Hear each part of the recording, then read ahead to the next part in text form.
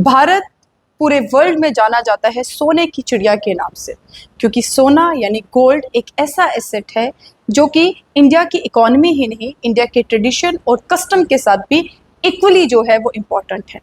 आज हम बात करेंगे एक इम्पॉर्टेंट टर्म की जिसे बोलते हैं रीपेट्रिएशन। रिसेंटली आपने देखा होगा न्यूज़ में कि इंडिया अपने आरबीआई के डोमेस्टिक वॉल्ट्स में दोबारा से सोना लेके आ रहा है। तो ये क्या न्यूज़ है, आज हम इसको जानने की कोशिश करेंगे। हेलो एवरीवन, आप सबका स्वागत है द ऑफिसर्स में। रीपेट्रिएशन एक ऐसी टर्म है जिसको अंडरस्टैंड करना इकोनॉमिक पॉइंट ऑफ व्यू से बहुत इंपॉर्टेंट है। रिसेंटली आपने न्यूज़ सुनी होगी कि इंडिया अपना 100 metric ton of gold reserves जो है वो दोबारा अपने डोमेस्टिक वॉल्ट्स में ला रहे हैं। तो इसका क्या मतलब है, आज हम उसी पे बात करेंगे। सबसे पहले इंडिया का जो आरबीआई यानी कि रिजर्व बैंक ऑफ इंडिया जो है उसके पास फॉरेन एक्सचेंज रिजर्व्स की फॉर्म में करेंसीज, एसेट्स और गोल्ड होता है। लेकिन गोल्ड जो है वो सबसे स्टेबल और वैल्यूएबल एसेट है। इसीलिए इंडिया की आरबीआई ने 822 मीट्रिक गोल्ड जो है वो फिजिकल होल्डिंग को रिजर्व करके रखा है, जिसमें से 413 मीट्रिक यानी 413 मीट्रिक टन जो है वो अब्रॉड में सिक्योर है और 308 मीट्रिक टन जो है वो हमारे डोमेस्टिक वॉल्ट्स में सिक्योर है। लेकिन अब with the passage of time India की जो इकोनॉमी है वो स्टेबल इकोनॉमी बनती जा रही है। तो ये शो करता है कि इंडिया की इकोनॉमी स्ट्रेंथन इकोनॉमी है और इंडिया जो है वो अपनी स्ट्रेंथ शो कर रहा है कि इसीलिए इंडिया अपने 100 मीट्रिक टन गोल्ड को वापस ला रहा है। तो सबसे पहले हम ये अंडरस्टैंड करेंगे कि इंडिया उसे वापस क्यों ला रहा है, क्योंकि रिसेंट बहुत से इवेंट्स हुए हैं जिसमें सबसे इंपॉर्टेंट है कि रशिया के गोल्ड रिजर्व्स जो कि यूएस और यूके में थे उन्हें वहाँ पे फ्रीज कर दिया गया है, क्योंकि रशिया और यूक्रेन की वॉर चल रही है।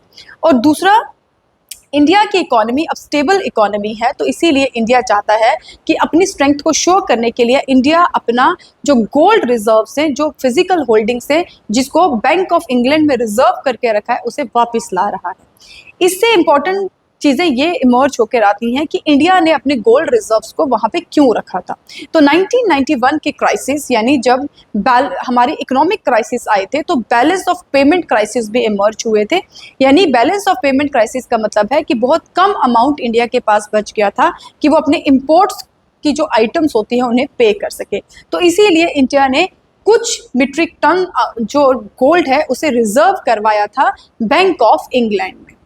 लेकिन उस टाइम पे उस रिजर्व्स की वजह से इंडिया को आईएमएफ ने लोन दिया था ताकि इंडिया अपनी बैंक जो अपनी बैलेंस ऑफ पेमेंट है उसे जो है वो ठीक कर सके और इकोनॉमिक क्राइसिस से उबर सके।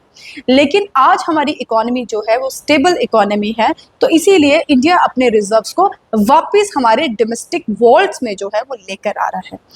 सबसे इंपॉर्टेंट चीज़ ये है कि ये इंडिया की इकोनॉमिक स्ट्रेंथ को जो है वो रिफ्लेक्ट करता है। दूसरा, ये आरबीआई के कॉन्फिडेंस को रिफ्लेक्ट करता है कि आरबीआई इस तरीके के रिजर्व्स को जो है वो अपने डिपॉजिट्स में बहुत सिक्योर वे में रख सकता है, क्योंकि बैंक ऑफ इंग्लैंड को पूरे वर्ल्ड में सबसे सिक्योर माना जाता है, यानी कि इसे सिक्योर डिपॉजिटरी माना जाता है। इसीलिए बहुत सी कंट्रीज बैंक ऑफ इंग्लैंड में जाके अपने गोल्ड को रिजर्व्स करवाती हैं। तो दैट मीन्स ये आरबीआई की कॉन्फिडेंस को जो है वो रिफ्लेक्ट करता है। तीसरा, जो हमारे वहाँ पे डिपॉजिट कॉस्ट होती है ये उससे भी जो है वो फ्री कर देगा इंडिया को। दैट मीन्स कि इन रिजर्व्स को रखने के लिए जो इंडिया को पे करना पड़ता था, यानी कि डिपॉजिट जो रखने के लिए जो इंडिया को कैश देना पड़ता था, अब इंडिया को वो भी जो है वो नहीं देना पड़ेगा। और चौथा, सबसे इंपॉर्टेंट चीज़ है कि ये एक डाइवर्सिफिकेशन है इंडिया के फॉरेन एक्सचेंज रिजर्व्स की। तो दैट मीन्स कि इंडिया अपनी अपनी जो फॉरेन एक्सचेंज रिजर्व्स में करेंसीज के साथ साथ अपने गोल्ड एसेट्स को भी है इक्वली जो है वो अपने पास रिजर्व करके रख सकता है। तो ये 4 इंपॉर्टेंस थी इस जो गोल्ड रिजर्व्स को लाने की। और वर्ल्ड में इसमें ये मैसेज जाएगा कि इंडिया एक अपनी स्टेबल इकोनॉमी की तरफ जो है वो बढ़ रहा है। ऐसे इंपॉर्टेंट वीडियोस के लिए आप हमारे साथ जुड़े रहिएगा। Thank you so much.